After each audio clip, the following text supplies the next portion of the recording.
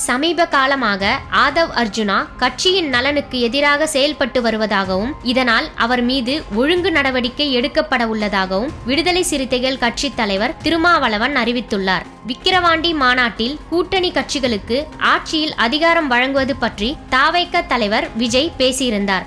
இதனை விசிகவின் துணை பொதுச் செயலாளர் ஆதவ் அர்ஜுனா வரவேற்றிருந்தார். இந்த பரபரப்பு அடங்குவதற்குள் அம்பேத்கர் நூல் வெளியீட்டு விழாவில் ஆதவ் அர்ஜுனா பேசியது அரசியல் வட்டாரத்தில் புயலை கிளப்பியது.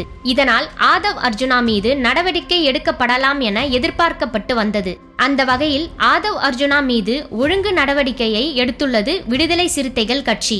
இது தொடர்பாக திருமாவளவன் வெளியிட்டுள்ள அறிக்கையில் கட்சியின் துணை பொதுச் செயலாளர் திரு ஆதவ் அர்ஜுனா அவர்கள் அண்மை காலமாக கட்சியின் நலன்களுக்கு பாதிப்பை ஏற்படுத்தும் வகையில் செயல்பட்டு வருகிறார் என்பது தலைமை நிர்வாகத்தின் கவனத்திற்கு தெரியவந்தது. இது குறித்து கடந்த 7/12/2024 அன்று கட்சியின் பொதுச் செயலாளர் உள்ளிட்ட முன்னணி தோழர்களுடன் கலந்தாய்வு செய்யப்பட்டது. கட்சி தலைமையின் அறிவுறுத்தல்களையும் மீறி தொடர்ச்சியாக அவர் எதிர்மறையாக செயல்பட்டு வருவதும் அத்தகைய செயல்பாடுகள் மேலோட்டமாக நோக்கினால் கட்சியின் நலன் மற்றும் அதிகார வலிமைக்கானதாக தோன்றினாலும் அவை கட்சி மற்றும் தலைமையின் மீதான நன்மதிப்பையும் நம்பகத்தன்மையையும் கேள்விக்குள்ளாக்கும் வகையில் பொதுவெளியில் கடுமையான விமர்சனங்களை உருவாக்கி இருக்கிறது.